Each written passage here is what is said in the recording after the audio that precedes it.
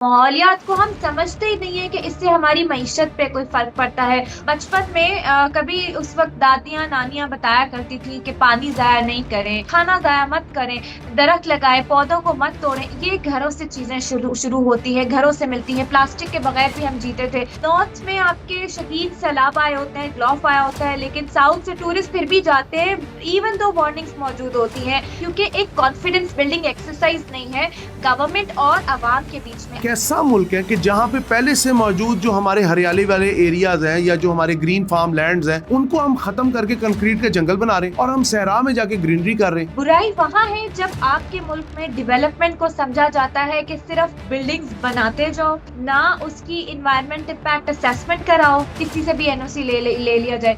आप क्यों ओवरसीज पाकिस्तानी ऐसी सोसाइटीज में इन्वेस्ट करते हैं जो दरियाओं के ऊपर बनी हुई हैं? क्यों गवर्नमेंट की कोई रीसेटलमेंट पॉलिसी नहीं है ऐसी आबादियों के लिए जो हमेशा एक हाउसिंग सोसाइटी बंद बनाती है तो दूसरी तरफ एक गांव देहात आबी गुजरगाह की वजह से वो ज़ेरियाब आ जाते हैं। अस्सलाम वालेकुम viewers, welcome to JP digital podcast. मेरा नाम है हमजा साजिद राना। मुल्क पाकिस्तान में काफ़ी ऐसे प्रॉब्लम्स हैं जिनको हम अक्सर डिबेट करते हैं, इसके ऊपर हम एक्सपर्ट्स की राय लेते हैं, कई माहिरीन को बिठाते हैं, उनसे बात करते हैं, समझने की कोशिश करते हैं। लेकिन एक ऐसा प्रॉब्लम है जिसको आज तक 90% ऑफ द पॉपुलेशन कभी प्रॉब्लम समझ नहीं पाई, वो है एनवायरनमेंट का, माहौलियात का। पाकिस्तान के अंदर 2007 के अंदर लाहौर की अगर हम बात करें तो नॉर्वेजियन सैटेलाइट की रिपोर्ट है कि लाहौर के अंदर ग्रीन कैप जो था वो 70% था, लेकिन अब वो कम होकर लेस देन 30% रह गया। उसके अलावा स्मोक है, वाटर पोल्यूशन है, दीगर ऐसे मामलात हैं जिसको कभी हम सीरियस नहीं लेते। इन तमाम मैटर्स पे बात करने के लिए हमारे साथ आज मौजूद हैं senior environmental expert doctor Zainab Naeem साहिबा। अस्सलाम वालेकुम मैम। जी वालेकुम अस्सलाम। मैम, सबसे पहले तो मुझे ये बताएं कि 2026 में हम जी रहे हैं और बर्लिन अकॉर्ड हो रहा है, कभी पेरिस अकॉर्ड हो रहा है एनवायरनमेंट के ऊपर, क्लाइमेट चेंज के ऊपर। हम सबसे ज़्यादा वल्नरेबल हैं क्लाइमेट चेंज के अंदर। व्हाट डू यू थिंक कि पाकिस्तान के अंदर एक तो क्लाइमेट के ऊपर प्रॉपर पॉलिसी, हम पेपर वर्क तो देखते हैं लेकिन जिसे कहते हैं ना ग्राउंड रियलिटीज बहुत हद तक डिफरेंट है, बल्कि डेवास्टेटिंग है। What is your take on that? कि उसकी एक बहुत बड़ी वजह ये है कि हमने कभी भी माहौलियात को जो है वो समझने की कोशिश नहीं की और साइंटिफिकली हमारे खित्ते में इसकी अवेयरनेस बहुत कम है। जहाँ तक बात है पॉलिसीज़ की, तो वो अच्छी इसलिए बनी हुई है कि हमें लगता है कि जो ग्लोबल फ्रेमवर्क या ग्लोबल साइंस है, हम उसको देखते हुए कुछ भी पेपर पे ड्राफ्ट करें। वैसे भी हम ब्रिटिश दौर से हमें आदी हैं अच्छी पॉलिसीज़ बनाने के, वो भी बड़ी अच्छी पॉलिसीज़ लिखते थे, हमने भी लिख दी। तो ये मोर और लेस यही मसला है, हमने पॉलिसियाँ बहुत अच्छी बनाई, लेकिन हमने ना उसमें लोकल साइंस ऐड की, ना हमने उसमें लोकल जो लोगों का साल-हा-साल का, सदियों का नॉलेज था जो यहाँ के खित्ते के लोग जानते थे, उस नॉलेज को कभी हमने अपनी किसी पॉलिसी में एक्नॉलेज नहीं किया सॉल्यूशन के तौर पे। तीसरा, हमने साइंस को मद्देनज़र रखे बगैर पॉलिसी बनाई। चौथा, कोई भी पॉलिसी का इत्तलाक तभी हो सकता है, जब लोकल गवर्नेंस का निज़ाम मौजूद हो और उस पॉलिसी को समझने के हवाले से साइंटिफिकली जो लोग हैं लाइन डिपार्टमेंट्स के वो वेल इन्फॉर्म्ड हों। बदकिस्मती से डेवलपमेंट सेक्टर में हमने बैरूनी ममालिक के कंसल्टेंट्स बुला के उनसे पॉलिसियाँ लिखवाई जिनको खित्ते की रियलिटीज़ का पता नहीं था। या अगर कोई गलती से अच्छी पॉलिसी कोई एक आध हमने लिख भी दी किसी चीज़ के बारे में, तो उसका इत्तलाक ही नहीं किया। तो ये इसीलिए इम्प्लीमेंटेशन आर्किटेक्चर और scientific science inform policy making हमारे वहाँ मौजूद नहीं है। इसीलिए अगर आप क्लाइमेट चेंज की भी पॉलिसी उठा के देखें, आपको अच्छी से अच्छी डेफिनेशन उसमें मिलेगी, एडैप्टेशन, मिटिगेशन, रेज़िलियंस, लेकिन पॉलिसी डायरेक्शन कोई भी नहीं मिलेगी। आपको उसमें कोई केपीआई नहीं मिलेगा, कोई सक्सेस मैट्रिक्स, कोई indicator, roles and responsibilities define, क्या टारगेट है, क्या विज़न है, वो नहीं मिलेगा। विज़न हमारा अलग से कोई और मिनिस्ट्री निकाल रही होती है और हर आने वाले 2-3 साल बाद एक नया विज़न आ रहा होता है। पिछले विज़न का क्या हुआ? मुहासबा, अकाउंटेबिलिटी होती नहीं है। तो ये बदकिस्मती है हमारे मुल्क की जिसकी वजह से आज हम भुगत रहे हैं। अच्छा डॉक्टर साहब, इसके अंदर एक और चीज़ भी तो है। अगर हम गवर्नमेंट को सारा इल्ज़ाम देते तो मेरे ख्याल में गलत नहीं होगा, क्योंकि जो पब्लिक अवेयरनेस है वो भी ज़ीरो है। अगर हम बात करें लाहौर की या कराची की, तो यहाँ पे मोस्टली अगर आप देखें तो आज भी 90% लोग ना स्मोक को सीरियस लेते हैं, ना वाटर पोल्यूशन को सीरियस लेते हैं, ना और भी जो दीगर इन्वायरमेंटल चेंजेस आ रहे हैं with the passage of time उसको सीरियस लेते हैं। क्या आपको लगता है कि हम लोग कब सीरियस होंगे? क्योंकि इस वक्त लाहौर के अंदर 4 मौसमों के अलावा 5वां मौसम स्मोक भी है और कराची के अंदर वाटर पोल्यूशन इस लेवल की है कि डीएचए का फेज रेट जहां बना है उधर जेर ज़मीन पानी है ही नहीं। क्रीक वाली साइड पे, और हम लोग अभी भी अपने जितने भी रिचार्ज सिस्टम है उनके खिलाफ हैं। हम अपने एक्वाफायर्स को ख़राब कर रहे हैं। रावी दुनिया का सेकंड मोस्ट पोल्यूटेड रिवर है in terms of medical waste. What is your take? देखिए, इंडिविजुअल लेवल पे भी तरजीहात का मसला है ना। जब आपके गवर्नेंस लेवल पे ही तरजीहात नहीं है, माहौलियात को हम समझते ही नहीं है कि इससे हमारी मईशत पे कोई फर्क पड़ता है, और माशरती तौर पे भी घरों में फुकदान है, तरबियत का फुकदान है, तरजीहात का। बचपन में कभी उस वक्त दादियां नानियां बताया करती थी कि पानी जाया नहीं करें, ये गुनाह भी है, और इसके ज़िया से जो लोगों के पास पानी नहीं है उनका सोचें। ठीक है, खाना ज़ाया मत करें, दरख्त लगाएँ, पौधों को मत तोड़ें। ये घरों से चीज़ें शुरू शुरू होती है, घरों से मिलती हैं। प्लास्टिक के बगैर भी हम जीते थे।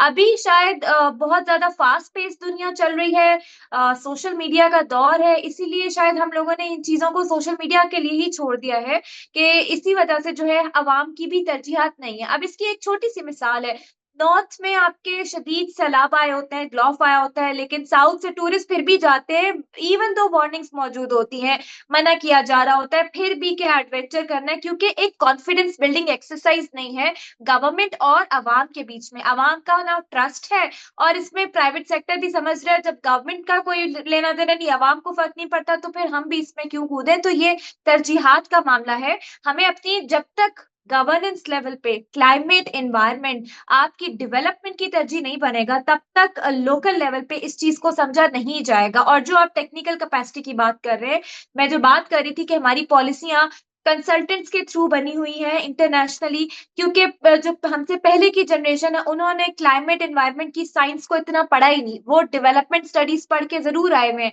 एक्सपीरियंस की बेसिस पे जरूर वो काम कर रहे हैं, लेकिन scientifically they were not well informed. इसीलिए भी कुछ फ्लॉज मौजूद हैं। अभी जो जनरेशन है वो साइंस पढ़ रही है, और इसीलिए ज्यादा आगाही है, लेकिन जब इम्प्लीमेंटेशन का इत्तलाक वो नहीं होता, तो फिर मसाइल वहां पैदा होते हैं। अच्छा ma'am, as a environmental expert, आप अक्सर देखती होंगी कि पाकिस्तान में जो ग्रीन लैंड है उसके कॉन्सेप्ट को मेरे ख्याल में या तो समझा ही नहीं गया, और अगर समझा गया तो शायद उसको मनसूबाबंदी के तहत तबाह किया जा रहा है। पाकिस्तान की जो रियल इस्टेट मार्केट है वो सारी ग्रीन लैंड पे आबाद हो रही है, मेरे ख्याल में, आई एम श्योर आपको पता होगा। लेकिन अभी SIFC के तहत हम चोलिस्तान को तो ग्रीन कर रहे हैं।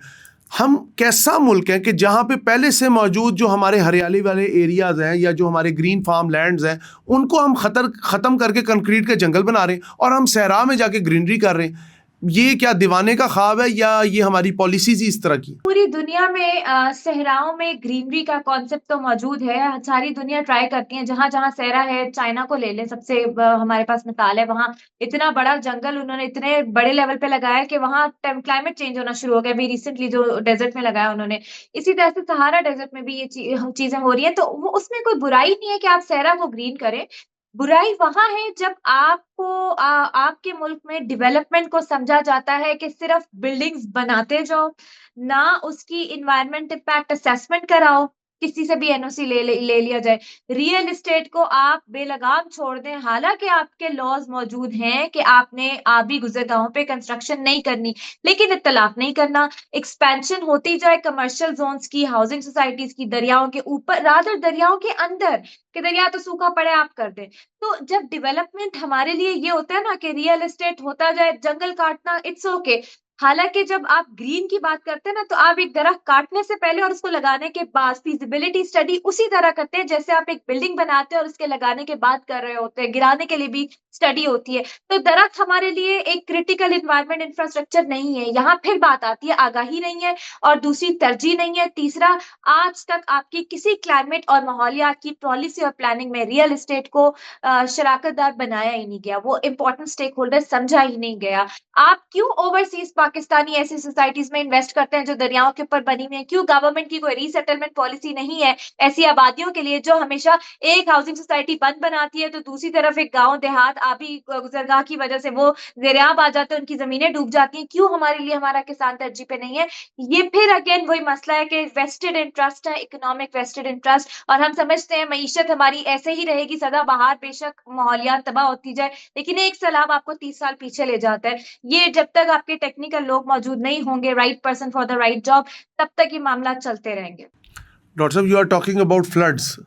2010 में एक डेवास्टेटिंग फ्लड आया, 2022 में एक डेवास्टेटिंग फ्लड आया, पिछले साल रावी अपने किनारों से बाहर आ रहा था। लेकिन एक सोसाइटी, बल्कि कई सोसाइटीज़ अपनी मर्जी के बंद बना रही हैं, अपनी मर्जी के चोक पॉइंट्स बना रही हैं। रूडा कहाँ है? एंड अबव ऑल, क्या डैम्स आज के दौर में 21st सेंचुरी में एनवायरनमेंट को इफेक्ट नहीं कर रहे? उन्हीं हाउसिंग सोसाइटीज को आपकी हुकूमत प्रमोट कर रही है, तो मेरे जैसा बंदा क्या ही बोलेगा। तो वही बात है, जब हुकूमती लोगों में भी इस चीज की अंडरस्टैंडिंग ही नहीं है कि आप एक ऐसी चीज को प्रमोट कर रहे हो जो कि डिजास्टर इन इटसेल्फ है। चलो वो सोसाइटी तो बच जाए सैलाब से, शायद छोटे मोटे बंद बना के, लेकिन जो आसपास के इलाके ज़ेरे-आब आते हैं, जो किसान जो जमीन लूज करते हैं, वो हमारे लिए तरजीह नहीं है। तो यहाँ पे ये मसला है। जो आप दूसरी बात करें डैम, देखिए इसमें दो डिबेट्स हैं। एक डिबेट ये है कि स्ट्रेटेजिकली हम जिस खित्ते में मौजूद हैं, वहाँ इंटरनेशनल स्टैंडर्ड के मुताबिक हमारी स्टोरेज कैपेसिटी बहुत कम है, सिर्फ 30 दिन की है। अगर हम कंपेयर करें अपना इंडिया से, जो ज़ाहिर है हमारा एक वो चलती आई है शुरू से ट्रेडिशनल एनिमिटी। लेकिन इसके अलावा भी बाकी ममालिक से भी अगर हम देखें तो हमारा खित्ते में स्टोरेज कैपेसिटी नहीं है। उस हिसाब से जो सिक्योरिटी के मसाइल हमारे चल रहे हैं, उसके लिए हमारी स्टोरेज कैपेसिटी बढ़ाना बहुत ज़रूरी है। तो हम्म। इसीलिए डैम्स बड़े होना ज़रूरी है। अच्छा, अब दूसरी डिबेट है, क्या डैम्स आपको सैलाब से बचा सकते हैं? देखिए, इसमें फिर 2 चीज़ें आ जाती हैं। पहली बात ये है कि जहाँ पे आपके जो ग्लेशियर पिघल रहे हैं नॉर्थ में, उनके पानी को स्टोर करने के लिए, या जो रोत-कोई के इलाके हैं, जहाँ सैलाबी रेले पहाड़ों से आते हैं, वहाँ इरिगेशन का सेकंड बिगेस्ट सोर्स है। वहाँ छोटे चेक डैम, रिटेंशन डैम बना लेने में कोई हर्ज नहीं है। और आपके मैदानी इलाकों में छोटे रिटेंशन डैम्स बना लिए जाएँ, तो ये सैलाबी पानी बहुत अच्छे से हम स्टोर कर सकते हैं।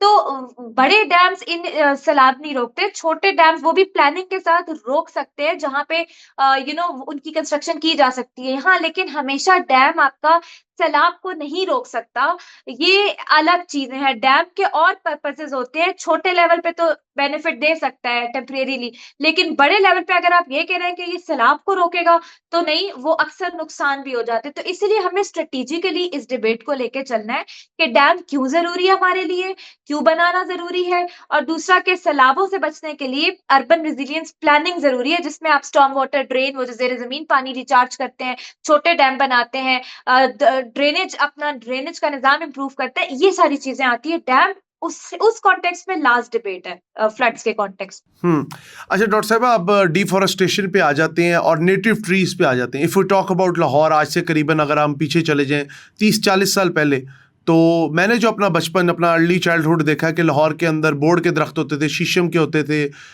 आकाश के होते थे, अर्जुन के होते थे, स्वांजना, बकैन, यू नेम इट। अब हमें लाहौर में ख़ास किस्म के बाहर से इंपोर्टेड दरख्त नज़र आ रहे हैं, और जो नेटिव ट्रीज़ हैं उनको प्लानिंग के तहत ख़त्म कर दिया गया। शायद यही वजह है कि लाहौर में जिस तरह इन्वायरमेंट में, आप आई एम श्योर आपको पता होगा कि बर्ड्स का एक बहुत बड़ा इम्पैक्ट है इन्वायरमेंट के अंदर, तो परिंदे भी शहर से रूठते जा रहे हैं। कराची में तो हमें जो ये हमारी नेटिव स्पैरो है वो ना होने के बराबर नज़र आती है। आपका क्या टेक है कि नेटिव ट्रीज़ जो हैं उनकी प्लांटेशन कैसे इम्पैक्ट करती है? आप लाहौर की बात कर लें, आप अभी इस्लामाबाद की बात कर लें, पाम का दरख्त इट हैज़ बिकम एन आईसोर। मतलब मैं तो ट्रिगर हो जाती हूँ इससे कि हमने पोटोहार में पाम लगा दिए, इससे बढ़ के जहालत क्या हो सकती है।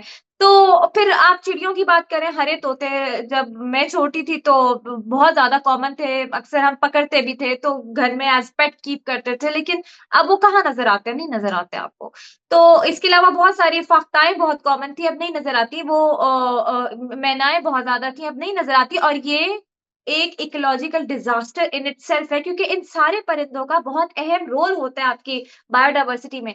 अच्छा, अब दूसरी बात ये कि हम इकोलॉजिकल डिज़ास्टर पे डिज़ास्टर करते हैं। हमने इस्लामाबाद की मिसाल है, क्योंकि मैं इधर बेस करती हूँ, तो मैं हम्म। यहाँ की मिसाल आपको दे रही हूँ कि हमने 1960 में कैपिटल यहाँ शिफ्ट किया, हमने बहुत बड़ा इकोलॉजिकल डिज़ास्टर किया पेपर मलबेरी लगा के। हम्म। 60-70 सालों के बाद हमें रियलाइज़ हुआ कि ओह हो! इससे तो पब्लिक हेल्थ का मसला हो गया। चलो सारा मलबेरी काट दो, उसके साथ फिर जो लोकल दरख्त हैं वो भी कटे, क्योंकि उसकी मद में हमने वो भी काट दिए। फिर हमें रियलाइज़ हुआ कि ओह हो! इतने दरख्त कट गए, तो फौरी तौर पे पाम लगा दो। अब हमें कुछ सालों बाद रियलाइज़ होगा, ओह हो! पाम लगा दिए, चलो इसको भी काटो, और उसके बाद क्या होगा? इस्लामाबाद में हीट इंडेक्स 51 पे कभी नहीं पहुँचा था। 50। और ये 51 हीट इंडेक्स का मतलब है कि आपको जो टेम्परेचर महसूस हो रहा है 45 पे, आपको 51 महसूस हो रहा है। एक इंसानी जिस्म 37 के ऊपर नहीं बर्दाश्त कर सकता, डिग्री सेल्सियस के ऊपर। वेट बल्ब टेम्परेचर अगर इससे बढ़ता है या इतना रहता है तो 30 से 60 मिनट के लिए आप बाहर अगर मौजूद है, आपकी बॉडी कोलैप्स कर सकती है। ये हेल्थ कंसर्न है, मेंटल और फिजिकल दोनों। हमने अभी एलनीनो तो चले बाद में शुरू हुआ है, हम्म। शदीद हीट वेव्स आई, हमने पब्लिक हेल्थ उसको नहीं कंसर्न नहीं समझा, कोई इमरजेंसी नहीं लगी, मजदूर के लिए कोई टाइमिंग चेंज नहीं हुई, मतलब वो चीजें चलती रही। अब लाहौर में आ जाए, आपको वहां पे भी पाम बहुत नजर आएगा। कराची में आपको कोनोकार्पस नजर आए, क्योंकि ये यस। तेजी से बढ़ने वाले पौधे हैं। कोनोकार्पस की जड़ें उस तरफ जाती हैं जहां पानी का सोर्स होता है, ये पानी चूसती हैं इसकी जड़ें, ठीक है। तो और ये जड़ें जो हैं जमीन को भी फाड़ती हैं, ये आपके इंफ्रास्ट्रक्चर को भी डैमेज करती हैं। तो वो हमने ब्लंडर किया, क्योंकि लोकल दरख्त जरा देर से बड़ा होता है, जिसमें शीशम, पीपल, नीम, जकरंडा, ये पोटोहार के मैं दरख्त बता रही हूँ, इसके अलावा सुहाजना और अर्जुन, ये एब्सेंट साइड के बता रहे हैं। तो हमारा उधर फोकस ही नहीं, क्योंकि इसको तो टाइम लगेगा, तो हम फौरी तौर पे एक आई वॉश के लिए हम क्या दिखाएं ना।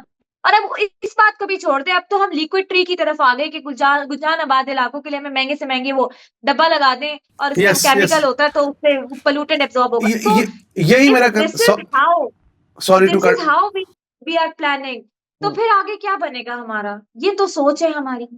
डॉक्टर साहबा, यही मैं आपसे पूछना चाह रहा था, ये जो नया एक ड्रामा आया है गवर्नमेंट की तरफ से कि एक तो हमने वो जो एंटी स्मोक गन्स मंगवाई हैं उनके भी कुछ नुकसानात सामने आए हैं, एंड सेकेंडली ये जो मॉल्स के अंदर लिक्विड को फिट करके ये क्या ढिकोसला है? क्या आपको क्या लगता है कि गवर्नमेंट ने, एक तो बहुत अच्छी कोशिश हुई पिछली गवर्नमेंट में, जो अर्बन फॉरेस्टेशन हमें कई जगहों पे नज़र भी आई।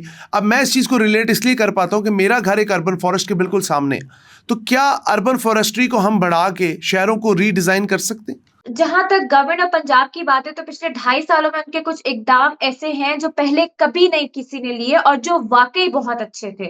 ठीक है, ये स्मोक गन्स का ठीक है, वो एडहॉक किस्म पे, लेकिन वो आपके लिए शायद उस टाइम पे मसनूई बारिश से जरा सस्ता मामला था, इसीलिए स्मोक गन्स को इस्तेमाल किया, क्योंकि मसनूई बारिश बहुत महंगी पड़ती है।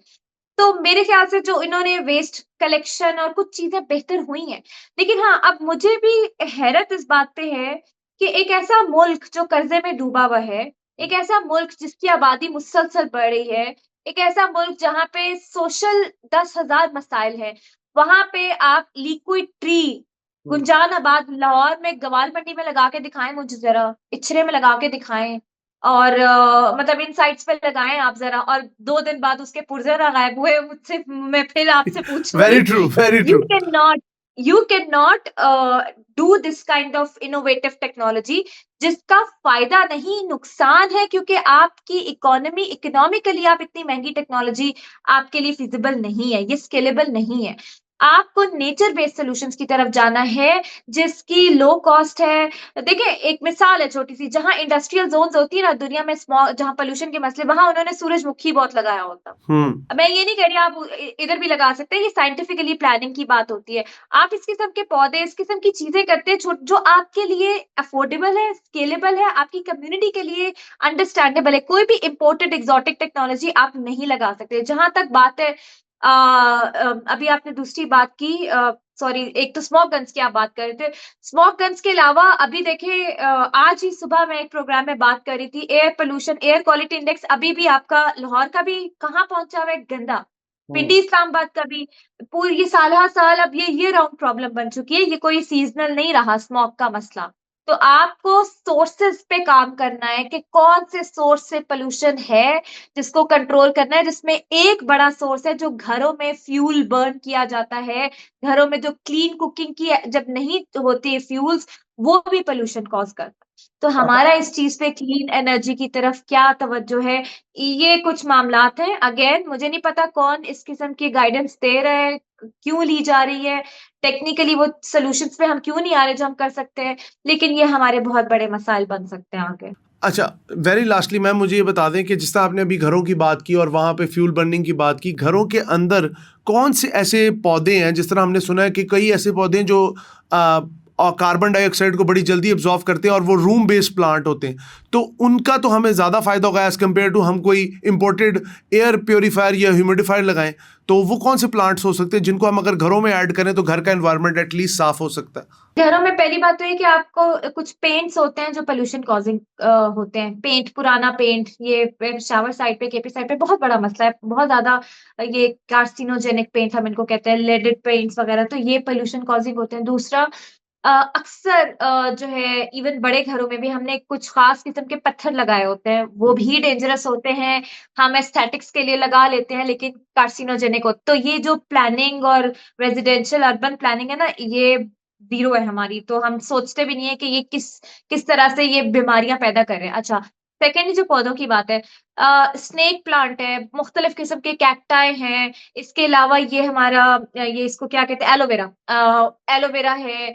इसके अलावा हमारे मतलब अलग बहुत सारे पौधे हैं, सूरजमुखी है। इंडोर प्लांट्स आप कितने लगा सकते हैं, जो बाहर नहीं लगा सकते वो आबोहवा को घर में क्लीन करने के लिए इस तरह के छोटे छोटे प्लांट्स, जहां गवर्नमेंट प्लांटेशन प्रमोट करती है वहां इंडोर प्लांटेशन भी प्रमोट करने की जरूरत है ताकि लोग। और दूसरी बात ये कि आप जब तक, अभी रिसेंट इनिशिएटिव है जिसका मैं भी हिस्सा हूँ, और गवर्नमेंट ऑफ पंजाब ने GIZ और वर्ल्ड बैंक के साथ लिया है, एयर केयर प्रोजेक्ट है। उसमें उन्होंने एक कम्युनिटी ऑफ प्रैक्टिस बनाई है जो कि बहुत अच्छा इनिशिएटिव है, क्योंकि उसमें कम्युनिटी और एक्सपर्ट्स को शामिल करके जो है एंटी स्मॉग मेजर्स लिए जाएंगे। और ये बहुत अच्छी बात है, पहले किसी प्रोजेक्ट में इस किस्म की चीजें नहीं हुई।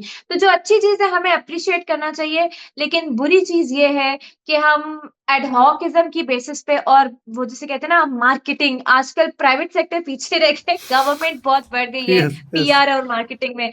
उसके लिए हम इस किस्म की चीजें कर लेते हैं जिसका फायदा नहीं नुकसान है। तो अगर हम अपनी लर्निंग करते भी हैं, मैं हम्म, आप पॉइंट कंक्लूड करूंगी, हम्म, चाइना से ही अगर हम सीख लें तो चाइना में 3 शहर है, बीजिंग, हेबी और हम्म, त्यानजिन। इन तीनों, हम्म, ये एयरशेड कहलाते हैं। इन तीनों में स्मॉग का मसला था। इन तीनों ने आपस में गवर्नमेंट्स ने मिलकर जॉइंट कोऑर्डिनेशन मैकेनिज्म बनाया स्मॉग कंट्रोल करने के लिए। पंजाब में भी ये हो सकता है, बलूचिस्तान पंजाब कर सकते, सिंध पंजाब कर सकते। अभी ऐसा चल रहा है कि सूबा एक अलग काम कर रहा है, दूसरे सूबे से पोल्यूशन आ रही है, तो अब उधर वो क्या करे, आपस में कोई कोऑर्डिनेशन नहीं है, सारे अलग अलग काम करने में लगे हुए हैं, किसी को पड़ी नहीं कि मुल्क का क्या बन रहा है। तो ये नेशनल इमरजेंसी के तौर पे एनवायरनमेंट और क्लाइमेट को ट्रीट करने की जरूरत है। जब तक हम नहीं करेंगे तब तक हमारे मसले हल नहीं होंगे। अच्छा मैम, जाते जाते ये बता दें कि मैंने कुछ अर्सा पहले एक स्टडी पढ़ी थी ढाका की और श्रीलंका की। वहाँ पे रूफ गार्डनिंग का कॉन्सेप्ट बहुत ज़्यादा है, जिसकी वजह से एनवायरनमेंट को मिटिगेट करने में बहुत ज़्यादा मदद मिली है। क्या लाहौर के सिटीजन या इस्लामाबाद के या कराची के जो बड़े मेट्रोपॉलिटन सिटीज़ हैं, ये वाला कॉन्सेप्ट अपना के अपनी जान की किसी हद तक खलासी कर सकते हैं? अच्छा, आज से कुछ साल पहले एक इनिशिएटिव आया था गवर्नमेंट का ही, मुझे याद नहीं है किसकी गवर्नमेंट थी, बट प्लांट फॉर पाकिस्तान, उसमें इस्लामाबाद में एटलीस्ट रूफटॉप गार्डनिंग प्रमोट की गई थी, वक्ती तौर पे, कि छतों पे जो है आप किचन गार्डनिंग का कॉन्सेप्ट आया था। और उसी मुझे इसलिए भी याद है कि यहाँ एक प्लाजा भी बना था जो रेन फॉरेस्ट थीम पे बनाया गया था कि भाई हम इस तरह से करेंगे। तो बिल्कुल, जहां हम स्काई स्क्रैपर्स और इस किस्म की बड़ी बड़ी बिल्डिंग्स बना रहे हैं, अगर उनमें हम ये चीजें स्टार्ट कर दें तो घरों में तो चले हो ही जाते हैं, लेकिन जहां डेवलपमेंट है, जब तक डेवलपमेंट क्लाइमेट प्रूफ नहीं होती ना, आपके घर वाला जो आम बेचारा बंदा है उसको क्या ही समझ आएगी कि ये क्यों जरूरी है। तो जब तक ये टॉप से ट्रिकल डाउन नहीं होता, इसीलिए लोकल गवर्नमेंट बहुत जरूरी होती है कि एक हम्म। काउंसलर, एक मेयर की जो एक्सेस होती है लोगों तक इन चीजों के लिए, वो किसी मिनिस्टर की नहीं हो सकती। तो एनवायरनमेंट और क्लाइमेट के सब्जेक्ट्स भी इसीलिए सफर करे 18वीं तरमीम के बाद, के जो डेवोल्यूशन होनी चाहिए थी वो हुई नहीं, और हम अपने रियल एस्टेट को, कंस्ट्रक्शन इंडस्ट्री को शामिल ही नहीं कर पाए। इसीलिए अभी हम रो रहे हैं कि फलाना प्लाजा बह गया तो होटल बह गया, दोबारा वही कंस्ट्रक्ट हो रहा है। तो किसका नुकसान हो रहा है ये? तो I think this this is an issue, इसको लोकलाइज करने की जरूरत है। बिल्कुल, बिल्कुल। Thank you so much doctor Zainab Naeem, आपने हमें इतना टाइम दिया और बड़ी कंस्ट्रक्टिव किस्म की आपके साथ पॉडकास्ट हुई। व्यूअर्स, कहने का मकसद सिर्फ ये है कि with the passage of time, जिससे पाकिस्तान अब ऑलमोस्ट 80 साल का हो चला है, लेकिन हमने, चाहे वो अंडरग्राउंड वाटर हो या दरख्तों या जो हमारा एनवायरनमेंट है उसको तबाह करने में हमने कोई कसर नहीं छोड़ी। और एज अ कंट्री मेरे ख्याल में हमारे कोलैप्स होने की सबसे बड़ी वजह यह है कि हम अपने माहौल से मोहब्बत नहीं करते, अपने माहौल में पनपने वाली डिफरेंट किस्म की जो मामलात हैं उनको हम देखते नहीं। और साथ साथ जिस तरह डॉक्टर साहिबा ने काफ़ी जगहों पर हाईलाइट किया कि गवर्नमेंट की रिस्पॉन्सिबिलिटी के अलावा एक इंडिविजुअल की रिस्पॉन्सिबिलिटी भी है कि वो अपने आसपास के माहौल को ना सिर्फ क्लीन एंड ग्रीन रखे, बल्कि जो डिफरेंट किस्म की आप ये कह लें कि जिस तरह आपके घरों में आप लोग फ्यूल बर्न करते हैं उससे जितनी ज़्यादा अगर हवा देखें तो वो जितनी ज़्यादा डेवास्टेटिंग सिचुएशन में जाती है, मेरे ख्याल में और किसी चीज़ से नहीं जाती। उम्मीद करते हैं आपको हमारा पॉडकास्ट पसंद आया होगा, लेकिन आपका कीमती फीडबैक हमारे लिए निहायत मददगार साबित होता है। बहुत शुक्रिया।